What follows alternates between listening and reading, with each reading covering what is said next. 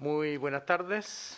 Desde el Palacio de la Moneda dando la información sobre la evolución de la pandemia, a los anuncios de hoy día, las cifras, y tengo el gusto de señalar que nos acompaña el ministro de Economía, señor Lucas Palacios, que también va a comunicar algunas noticias importantes. Saludo a los periodistas que nos están escuchando y que nos harán las preguntas correspondientes. Agradezco a los canales de televisión de Arcatel y Anatel. Agradezco también a las radios que pertenecen a Archi y no Archi. Y sobre todo agradezco el trabajo profesional de nuestros colaboradores de La Moneda y del Ministerio de Salud. En el día de hoy, en comparación a los 7 y 14 días, 5 regiones disminuyen sus nuevos casos en los últimos 7 días y 3 regiones disminuyen sus nuevos casos en los últimos 14 días. Y la positividad de la reacción de polimerasa en cadena PCR para la región metropolitana actualmente es de un 8%. Sin embargo, llamamos la atención a los habitantes de Chile, a toda la comunidad que nos está escuchando, que las cifras de comportamiento del coronavirus siguen altas para nuestra opinión y obviamente para la de muchos expertos, y que obviamente eso va a redundar en una mayor ocupación de camas en el futuro. Por lo tanto, le pedimos humildemente, pero con mucha fuerza, que por favor mantengan las medidas de aislamiento, de distanciamiento físico, de uso de mascarilla, de lavado de manos, de respetar los aforos, de respetar las toque de queda. ¿Por qué motivo? Porque aunque estamos con una campaña de vacunación muy exitosa, reconocida a nivel mundial, y voy a dar las cifras de inmediato, la vacuna no va a tener un efecto capullo o un efecto rebaño hasta el 30 de junio del año 2021. Esperamos que después del 15 de abril quizás podamos tener un pequeño efecto. Pero mientras tanto no podemos bajar los brazos.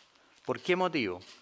Porque observamos un aumento de casos tal como se observó en otros países, en Inglaterra, en Estados Unidos, donde en plena campaña de vacunación igual hubo un aumento de casos. Dios quiera que el efecto de la vacuna nos acompañe prontamente y en los primeros 15 días de abril logremos, obviamente, observar una respuesta positiva. Hasta el día de hoy, a las 12 horas, 18 de marzo, se han vacunado 5.326.342 personas. Hoy día, además, tuvimos la llegada de un nuevo cargamento de vacunas de Pfizer-BioNTech en el aeropuerto, y estas vacunas fueron recibidas por nuestra querida ministra de Transporte, Gloria Hood, quien en conjunto con la subsecretaria Daza ayer justamente habían iniciado, durante esta semana habían iniciado la vacunación de los trabajadores del área del transporte. Además de eso, se han vacunado fundamentalmente mayores de 60 años. Hasta el momento, la cifra de vacunados con más de 60 años alcanza a 2.804.441 personas. Es decir, más de la mitad de todos los vacunados son mayores de 60 años. Y esto sí se está reflejando porque en las hospitalizaciones, bien digo, en unidades de tratamiento intensivo se observa una disminución de los mayores de 70 años, afortunadamente. Sin embargo, observamos un aumento en edades menores y estamos muy sorprendidos por eso, y por eso le pedimos a las personas de menor edad, entre 49 y 59 años de edad, que se cuiden más, que no piensen que son invencibles, que están adquiriendo el virus y que pueden, en algún momento incluso llegar a ser hospitalizados en las unidades de tratamiento intensivo. Por lo tanto, pedimos un esfuerzo muy importante. Uno de los temas que tiene que ver con la diseminación viral es la movilidad de la gente. Una de las formas que tenemos para controlar la movilidad es decretar cuarentenas masivas, cuarentenas enormes, que dañan justamente a aquella persona que no tiene ingresos propios, que no tiene un trabajo, que no tiene una tarjeta de crédito ni una tarjeta para sacar plata del banco. Por lo tanto, si nosotros queremos compatibilizar una vida sana con la posibilidad de que la gente se alimente y tenga ingresos, tenemos que controlar la movilidad. Y en ese sentido quiero darle la palabra al ministro de Economía, Lucas Palacios, para que nos informe sobre los esfuerzos que se van a hacer desde el empresariado para disminuir la movilidad de las personas. Ministro Palacios, por favor. Muchas gracias, ministro. Es cierto que la vacuna nos está trayendo esperanza. Desde ese punto de vista vamos por un buen camino, por un buen rumbo. Tenemos que seguir con ese proceso de acuerdo al calendario que define el Ministerio de Salud. Pero también es cierto que el virus continúa y sigue presente entre nosotros y por eso no podemos bajar los brazos. Tenemos que seguir cuidándonos. Y más allá de las medidas de restricción de la movilidad que hemos generado con las cuarentenas y un endurecimiento también del paso 2, que por supuesto que es doloroso y que afecta a algunos sectores de la economía, le estamos pidiendo a los diversos gremios empresariales un esfuerzo adicional que consta de dos grandes elementos. El primero, al igual que el año pasado, más allá de los permisos a los cuales pueden acceder en cuarentena y también en los otros pasos, los diversos sectores empresariales para poder funcionar. Les pedimos el año pasado que en el momento en que la región metropolitana estaba con cuarentena total y pesquisábamos más de 2 millones de personas que estaban trabajando, les pedimos un esfuerzo adicional y disminuyeron la movilidad en menos de 1 millón de personas. Ahora les estamos pidiendo exactamente lo mismo. Este es el momento de hacer este esfuerzo, sobre todo en marzo. Esto es un plan marzo. Por eso, más allá de los permisos que pueden obtener, permiso único colectivo, para poder llevar a sus trabajadores a los distintos sectores de trabajo, lo que les queremos pedir es ese esfuerzo adicional, al igual que lo hicimos el año pasado. Esto va a ser en beneficio de todos. Yo quiero agradecer la disposición que han tenido los diversos gremios empresariales, sobre todo representados por su presidente, Juan Sutil, que es el presidente de la Confederación de la Producción y Comercio, con esta excelente disposición. Y también lo segundo que le hemos pedido es que desde el sector privado se refuerce el sistema integrado de salud público-privado para que dispongan de la mayor cantidad de camas críticas posibles en todas las regiones, con el fin de poder atender a las personas que lo necesiten. Estamos en un momento que se requiere el esfuerzo de todos, del sector público y del sector privado. Es un esfuerzo adicional que estamos pidiendo específicamente para marzo, ministro. Muchas gracias, ministro Palacios. Como usted ha dicho, es un esfuerzo adicional. Estamos corriendo la última milla. La última milla es la más dura, la más difícil, donde uno se siente más cansado, más agotado. Nosotros sabemos que los funcionarios de salud están agotados. Sabemos que la atención primaria, además de vacunar, está haciendo controles, está haciendo trazabilidad. Por lo tanto, el trabajo que ha tenido en sus hombros el sistema público de salud y también el sistema privado es gigantesco. El trabajo que han hecho los alcaldes, las alcaldesas, la atención primaria, la Confusam, la Cotrasam, son trabajos enormes. Por lo tanto, les pedimos un último esfuerzo. Tenemos que salir unidos y juntos de esto.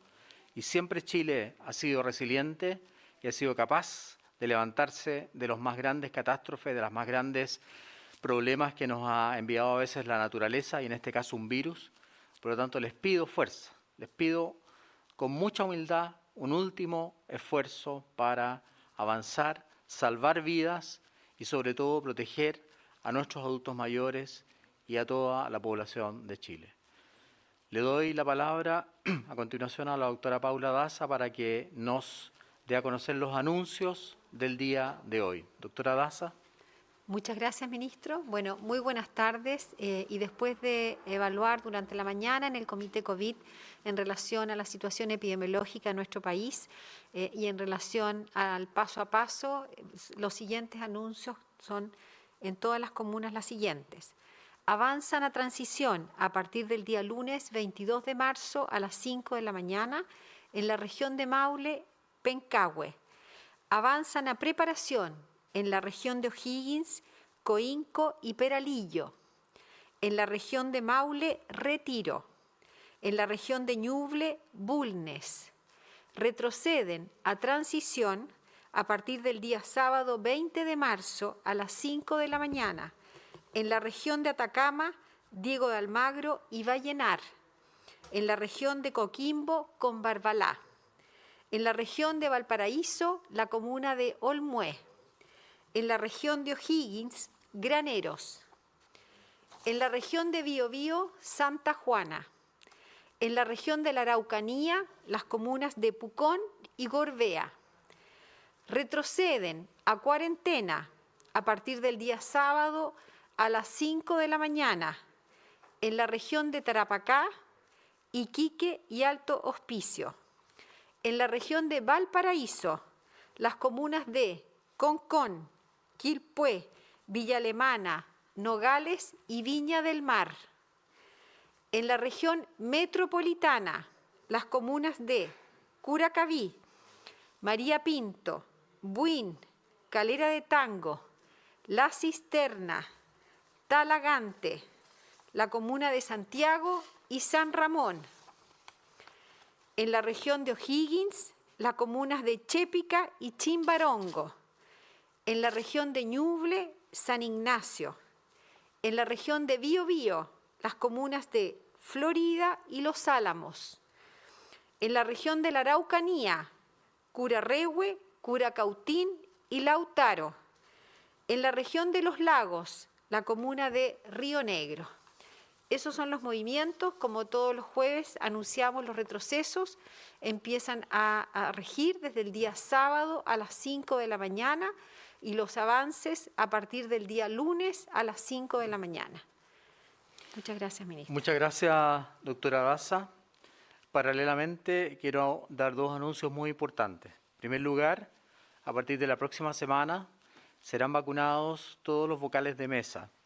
Esto en relación, obviamente, a la información que nos envía el CERVEL, pero el Gobierno ha decidido, para dar mayor seguridad al proceso eleccionario de abril, iniciar la próxima semana, como ya he dicho, la vacunación de los y las vocales de mesa que cumplen una labor tan importante en nuestro proceso democrático.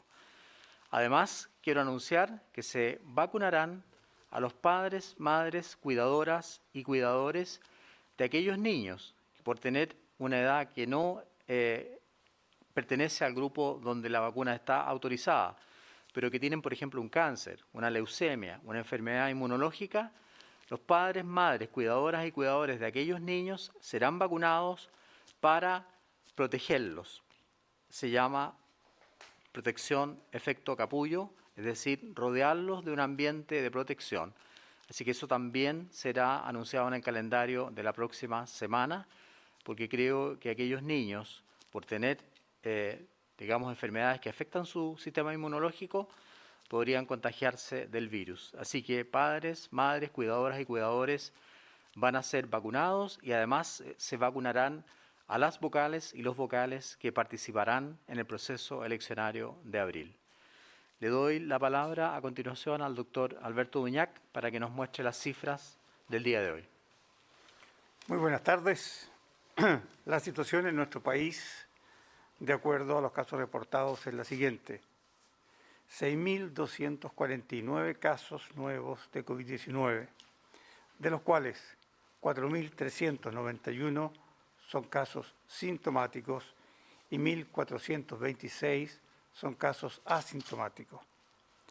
La cifra total de personas diagnosticadas con esta enfermedad en el país alcanza a las 911.469, de las cuales 34.228 son casos activos.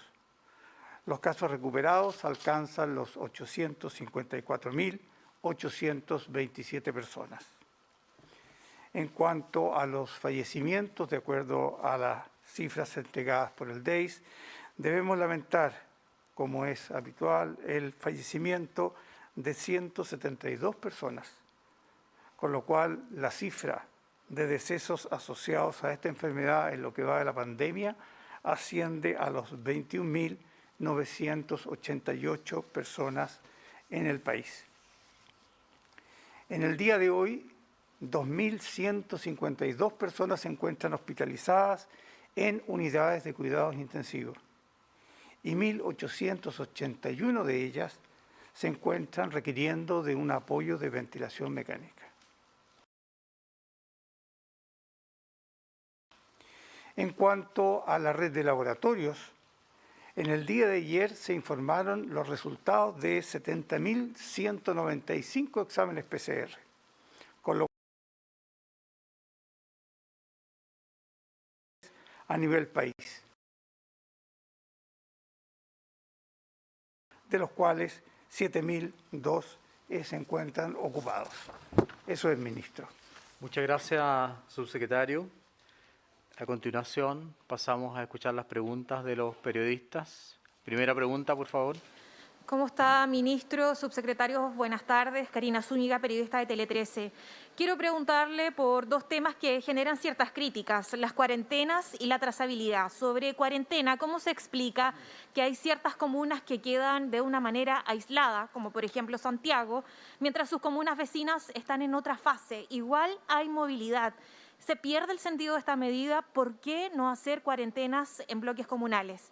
Y sobre la trazabilidad, en algún momento en el año pasado ustedes hablaban de que el proceso ideal sería tener 3 o 4 contactos estrechos por contagiados. Y actualmente, según el último informe de trazabilidad, se habla en promedio de 2,6. ¿Qué se va a hacer para fortalecer esta búsqueda en cuanto para poder evitar mayor cantidad de contagios? Bueno, la verdad es que el tema de las cuarentenas, en el comienzo del informe, yo di a conocer, y el ministro Palacios lo ha dicho, son medidas durísimas para la población. Son medidas que además deben ir acompañadas, si queremos que nuestra población tenga una buena calidad de vida, de una ayuda económica muy importante, de canastas de alimentos, de ayuda a los niños, ayuda a las madres que están dando pecho, en fin. No es fácil decretar una cuarentena y los que ruegan y promueven las cuarentenas solamente dicen que hay que hacerlas, pero no dan las soluciones que acompañan a esa medida. Por lo tanto, nosotros analizamos en la mesa COVID, como ha dicho la doctora Daza, con detalle, comuna por comuna, tomando en cuenta varios factores. Algunos de esos factores son el aumento de casos, obviamente, la positividad de la PCR, cuántos son por búsqueda activa, cuántos son por enfermedad, cómo ha aumentado en el curso de las semanas los casos y en relación a esos temas tomamos las medidas. No son medidas al azar ni medidas que se toman sin un estudio detallado. Ahora, la movilidad existe siempre porque, como también se explicó hace un rato atrás, hay una cantidad de millones de permisos. Por lo tanto, lo que hemos acordado es justamente hacer un esfuerzo para reducir la cantidad de permisos en forma voluntaria y con la colaboración de la empresa, de las empresas y obviamente del Estado de Chile para que la movilidad disminuya. Con respecto a la trazabilidad, nosotros hemos reconocido que fue una falencia. Sin embargo, a partir de junio de este año, del año pasado, reforzamos enormemente la trazabilidad. La doctora Daza ha desarrollado centros de trazabilidad. Por lo tanto, lo que hemos acordado es justamente hacer un esfuerzo para reducir la cantidad de permisos en forma voluntaria y con la colaboración de la empresa, de las empresas y obviamente del Estado de Chile para que la movilidad disminuya. Con respecto a la trazabilidad, nosotros hemos reconocido que fue una falencia. Sin embargo, a partir de junio de este año, del año pasado, reforzamos enormemente la trazabilidad. La doctora Daza ha desarrollado centros de trazabilidad a lo largo de todo Chile. Prácticamente todas las capitales regionales tienen grandes centros de trazabilidad asociadas a el trabajo de las universidades y con la colaboración de académicos universitarios. Esto nos ha permitido mejorar la trazabilidad, pero reconocemos que no hemos llegado al óptimo. ¿Por qué? Porque es muy fácil identificar al sujeto, a la persona índice, o sea, la que tiene la PCR positiva y ahora la que tiene el test de antígeno positivo, porque en nuestro sistema integrado informático, a través del RUT, nosotros sabemos inmediatamente quién es la persona. Pero esa persona, al ser contactada y por diferentes causas que nosotros aceptamos, muchas veces no quiere dar a conocer el nombre, el detalle, el RUT, la dirección de sus contactos. O sea, no es una culpa, por así decirlo, o no es solo la responsabilidad del trazador o del ministerio o de la atención primaria, porque muchos municipios hacen trazabilidad y lo hacen muy bien, sino que también aquí requerimos la colaboración de la población. Si el caso índice no quiere dar a conocer sus contactos, es muy difícil. Y esto no ocurre solo en Chile. Angela Merkel lo dijo hace un tiempo atrás. En Alemania y en otros países de Europa pasa lo mismo. Por lo tanto, aquí lo que nosotros requerimos es la colaboración de la comunidad para dar a conocer sus contactos. Pero no se han dejado de hacer esfuerzos. Hemos creado enormes centros de trazabilidad a lo largo de todo Chile. Hemos hecho todos los esfuerzos posibles. Entregamos a los municipios dinero, o sea, un aporte económico para mantener los centros de trazabilidad y, desgraciadamente, y usted tiene la razón, no tenemos índices todavía tan positivos, sin embargo, 2.6, me parece que dijo usted, ya es un progreso en relación a cifras anteriores. Yo creo que aquí se requiere una colaboración muy importante de los pacientes, de los contactos, para aumentar esta arma tan poderosa que nos facilita, digamos, el aislamiento de las personas. Ministro París, y en el sentido de las cuarentenas en bloques comunales, ¿entonces se descarta por razones económicas? No, la economía es importante y es fundamental en el avance de un país, pero el presidente siempre toma en cuenta las razones sanitarias. Las razones sanitarias predominan sobre los argumentos económicos que compartimos muchas veces con el ministro Palacios. También ha surgido esa teoría de que nosotros discutimos economía con salud y que a veces gana uno, a veces... Esto no se trata de que uno gane u otro pierda. Se trata de la salud de las personas, de trabajar mancomunadamente para mejorar a los pacientes que desgraciadamente caen en los hospitales o en las clínicas, evitar el contagio. Todos los esfuerzos están dirigidos a eso. Por lo tanto, no es que predomine uno sobre lo otro, y si hay algo que predomina, y Lucas lo sabe, el ministro Palacios, perdón, es la salud. La salud es prioritaria para el presidente. Por lo tanto, lo que nosotros queremos es que vivamos en un ambiente saludable, en un ambiente donde todos tengamos derecho a la salud en forma oportuna, en forma eficaz, en forma eficiente, y contando con todos los elementos de ayuda tecnológicos, de fármacos, de medicamentos, de profesionales para salir adelante. Muchas gracias. Buenas tardes, ministro. Ministro, mire, como dice el refrán del dicho al hecho, hay bastante trecho, y se lo comento porque usted en reiteradas ocasiones ha insistido en que a las personas que viven con VIH no se les va a pedir ningún documento a la hora de recibir su vacuna, tal como lo dice y establece explícitamente el ordinario 706 del Ministerio de Salud. Pero algo está pasando entre sus palabras y lo que se está aplicando en los centros de vacunación públicos y privados. Se sigue vulnerando el derecho a la confidencialidad que garantiza la ley del SIDA, exigiendo documentos que acrediten la enfermedad, e incluso hay quienes han tenido que decirlo a viva voz. Ya estamos con el proceso de vacunación en marcha, hay más de 5 millones de vacunados. ¿Cuándo se va a tomar una decisión al respecto? Porque ya llevamos varias semanas preguntándole lo mismo, y su respuesta es la misma, pero lo concreto es que los vacunatorios se siguen vulnerando los derechos de las personas que viven con VIH. Gracias, Tomás. Bueno, como usted sabe, yo lo he repetido en varias oportunidades. Usted se conoce el ordinario, parece de memoria, 706, donde justamente se dice que las personas con VIH o SIDA, para acceder a la vacuna, solo deben portar su cédula de identidad y decir que tienen una enfermedad o una comorbilidad. No se le pide ningún otro antecedente. Si siguen apareciendo esas denuncias, yo personalmente tomaré las medidas más drásticas en contra de esas personas o lugares donde se trata en forma indigna a estos pacientes. Porque ¿por qué le van a preguntar y que lo diga a viva voz un paciente que es portador del VIH y no es lo mismo a un diabético? ¿Por qué? Porque los quieren discriminar y los quieren apartar. Y eso es inaceptable desde el punto de vista de este Ministerio de Salud.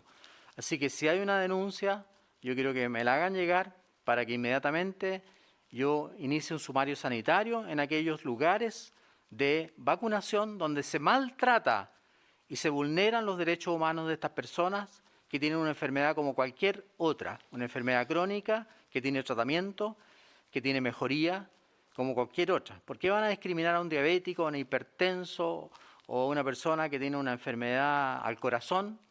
Yo no lo entiendo. Y sí tratan de discriminar a un paciente que es un portador del virus del VIH. Por lo tanto, Tomás, si hay una denuncia, yo quisiera con nombre, apellido, consultorio, lugar y fecha, y se iniciarán los sumarios correspondientes, porque como usted dice, hay un ordinario que claramente indica cómo debe procederse en este caso. Muchas gracias. Sí, ministro, lo que pareciera estar pasando es que hay desconocimiento de este ordinario, de la distribución de este ordinario hay problemas también y activistas, personas que viven con VIH han apuntado hacia la jefa del programa de inmunizaciones por no haber distribuido bien y explicado bien de qué manera se iba a aplicar este instructivo. En concreto, ministro, ¿qué medidas se están tomando para una aplicación efectiva de este ordinario y si en estas medidas concretas también contemplan iniciar quizás una investigación para ver dónde falló la distribución y la aplicación de este instructivo? No creo que la encargada del Plan Nacional de Inmunizaciones esté poniendo obstáculos a este instructivo. Eso no lo voy a aceptar. Y como le dije hace un minuto, si hay algún lugar donde no se está cumpliendo, yo quiero saber el lugar, la fecha y qué personas actuaron inadecuadamente para tomar las medidas necesarias. Y obviamente que no comparto, y lo repito por enésima vez, el maltrato o la vulneración a los derechos humanos de las personas portadoras del virus del VIH. Sí es necesario volver a publicar este documento, está en la página web, además lo haremos. Si es necesario pagar un inserto, lo haremos. Pero yo le pido por favor a las personas que están vacunando que conozcan este ordinario, está clarísimamente redactado, las instrucciones son muy claras. Yo le pido respeto a todas las personas que están vacunando, respeto a todos los pacientes. ¿Por qué le van a tener que preguntar la causa de la enfermedad o su enfermedad? ¿Por qué entonces tenemos que preguntarle a todos, a los diabéticos, como decía, a los hipertensos, a los cardiópatas, a los enfermos del hígado, a los enfermos del riñón? Eso es inconcebible. Está como una enfermedad o una comorbilidad y punto. Así que yo quiero dar por zanjada esta discusión. Muchas gracias, Tomás. Muy buenas tardes. Se han registrado además errores en este proceso de vacunación, si bien en proporción a la gran cantidad de personas que se han inoculado hasta el momento en nuestro país, son bajos estos errores, sí se han registrado y por eso queríamos aclarar algunas dudas. Hay 2 bebés de 6 meses, uno de Villarrica y otro de Tirúa, que fueron vacunados con una vacuna contra COVID-19, pese a que evidentemente no iban por ella, sino que por una relacionada con el Plan Nacional de Inmunización. En este caso, de estos 2 bebés, ¿cómo se explica primero que en un CESFAM se estén vacunando a personas contra el COVID-19 y a otro tipo de personas que necesitan una vacunación en el mismo lugar? Ahí mismo, además, están, al parecer, todas las dosis de las distintas vacunas en un mismo sector. Por lo tanto, eso puede provocar que sea más factible que se produzcan este tipo de errores. Entonces, eso como primera pregunta para estos 2 casos de bebés. Muchas gracias por la pregunta. La contestará la doctora Paula Daza. Bueno, con respecto a la vacunación del COVID-19 que ha implementado efectivamente más de los 8 millones de vacunas que se han puesto durante este mes, han habido algunos casos y algunas situaciones particulares de errores. Quiero decir que el Plan Nacional de Inmunizaciones cuenta con una guía, cuenta con una normativa que data del año 2014, que se llama Guía de Vacunación Segura, donde se establecen los 6 momentos claves que tiene que tener cada proceso de vacunación, y en ese sentido también en esta guía se dice que todos estos errores se tienen que ser notificados al Plan Nacional de Inmunizaciones. También, obviamente, por parte, y la Seremi de Salud es quien tiene la potestad de fiscalizar, investigar y, obviamente, pasar un sumario sanitario si no se están cumpliendo de una manera adecuada esta normativa con estos 6 puntos y pasar un sumario sanitario. Todos estos errores programáticos que han ocurrido, que han habido particularmente durante este proceso, en relación a estos 2 bebés que fueron vacunados erróneamente con la vacuna del COVID-19, Las CEFAM han recibido las instrucciones del PNI cómo proceder para hacer un seguimiento, una observación, eso está en control, un seguimiento diario por parte de la Seremi de Salud.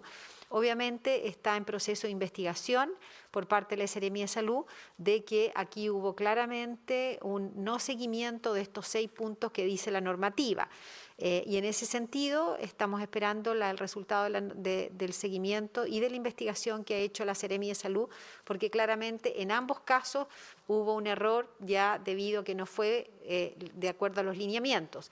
Todos estos lineamientos en cada programa y en cada plan, todos los años cuando tenemos estas campañas de vacunación, como lo hacemos con la influenza, como lo estamos haciendo ahora, como lo hemos hecho en todas las campañas de vacunación, el Plan Nacional de Inmunizaciones vuelve a incentivar que se sigan estos procesos, la importancia de la notificación y también se realiza un proceso de capacitación en la atención primaria para que evitar los errores como lo que ha ocurrido en relación a estos niños. Muchas gracias, doctora Daza. Sí, dos preguntas más, ministro, respecto de lo mismo. Faltaban otros datos, pero sobre el tema de los CESFAM, ¿se puede realmente, por ejemplo, separar la vacunación de quienes van para vacunarse contra el COVID-19 versus el resto de personas que se tiene que vacunar porque les corresponde por el Plan Nacional de Inmunización? Y lo otro, hay otros casos también, no solo son bebés, lo hemos informado también respecto de lo que ocurrió en Osorno con una persona de 17 años que recibió Pfizer, o sea, Coronavac en vez de Pfizer. En San Bernardo, 10 personas que fueron vacunadas con segunda dosis de Sinovac, pero debían recibir Pfizer. En Tirúa, lo decíamos, lo del bebé. En Valdivia, también 2 adultos mayores que primero recibieron Sinovac y la segunda dosis de Pfizer. En ese sentido, cuando hay errores en la segunda dosis, ¿qué se tiene que realizar? Porque los criterios y las respuestas que han dado son distintas. En algunos casos se ha dicho que la dosis que viene, esta tercera dosis que se pretende inocular, va a ser en relación a la última dosis que le pusieron, es decir, a la equivocada. ¿Qué es lo que hay que hacer ahí? ¿Cuál es el protocolo que debe seguir cada uno de los lugares donde se ha equivocado en la inoculación de la segunda dosis? Muchas gracias. Muy importante, sobre todo esa última pregunta, porque creo que hay que clarificar ese tema. La doctora Daza contestará esta pregunta. Con respecto a la primera parte de la pregunta, sí, la normativa dice que tienen que tener lugares distintos de vacunación, donde se vacuna el Plan Nacional de Inmunizaciones que tenemos en relación a los niños y la vacunación de COVID. En relación a la segunda pregunta, conocemos y estamos al tanto de los errores ocurridos porque esos fueron notificados al Plan Nacional de Inmunizaciones, quien instruyó en forma inmediata cuál es el proceso que tiene que seguir.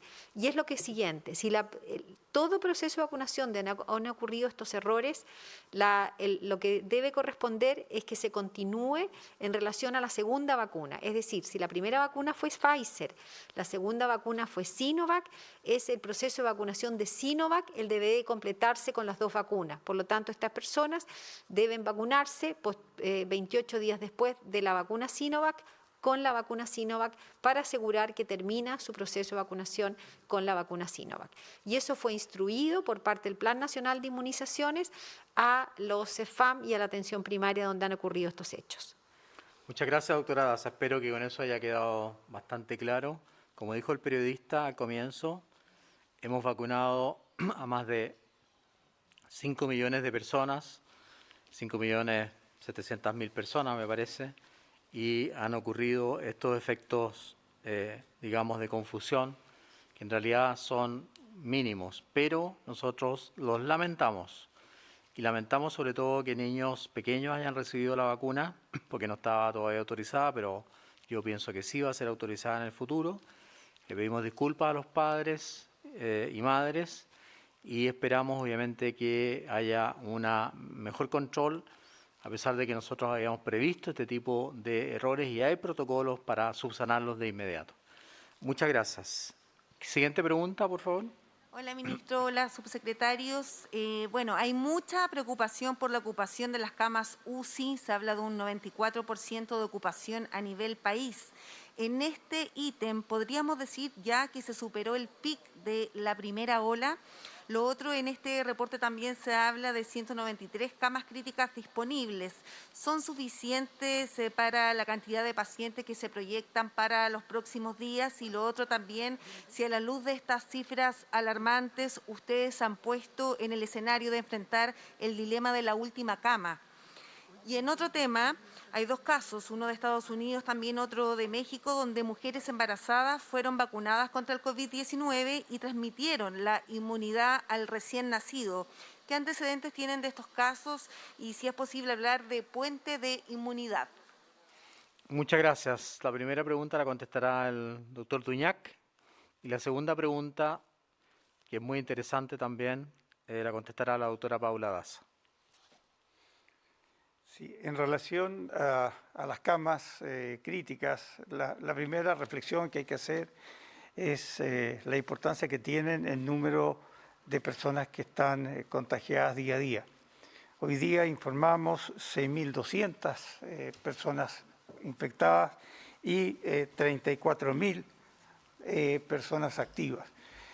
Ustedes saben que hay una relación directa entre el número de personas infectadas y el número de camas críticas que necesitamos para dar tratamiento a estos pacientes.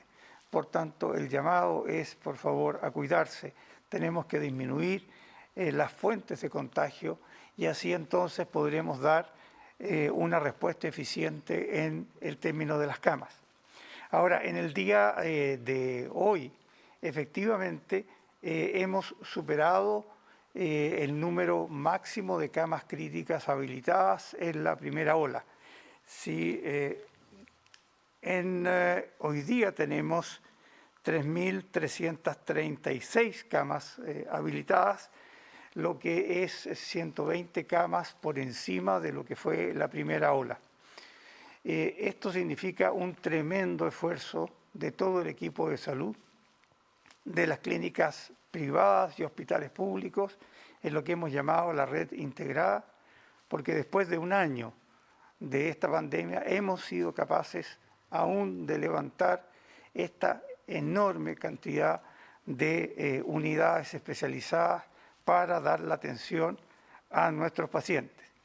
Ahora, hoy día tenemos 2.191 pacientes que se encuentran hospitalizados con coronavirus.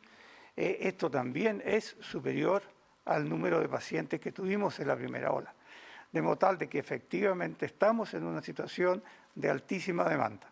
Ahora, por esa misma razón, insistimos en un llamado a todas las personas a que se cuiden, porque esta infección está lejos todavía de ser controlada. Ahora, dentro de los próximos días, nosotros tenemos proyectado, como lo hemos hecho en forma habitual durante todo el último tiempo, proyectada una demanda estimada.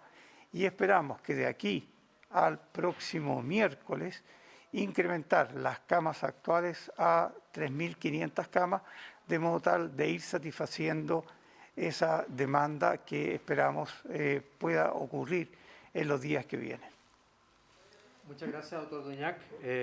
La segunda pregunta la contestará la doctora Daza con respecto a las vacunas que recibieron dos mujeres embarazadas y que transmitieron los anticuerpos a sus niños. Doctora Daza. Sí, con respecto a esta pregunta, si estamos en conocimiento de ambas situaciones, una ocurrió en México, otra ocurrió en Florida, en los Estados Unidos.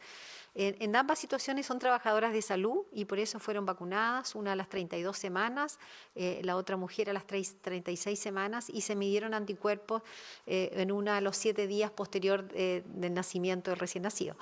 En esta situación no es de extrañar. Nosotros tenemos antecedentes de vacunas que se colocan a la madre, como es el caso de Coqueluche, para producir esta protección al recién nacido los primeros meses. Esto está recién, esta vacuna, la de COVID-19, es una vacuna nueva y por lo tanto todavía no podemos pronosticar nada porque estos son algunos elementos aislados que hemos visto, pero sí es una situación que se ha visto particularmente en otras vacunas, como es la vacuna del Coqueluche. Muchas gracias, doctora Daza.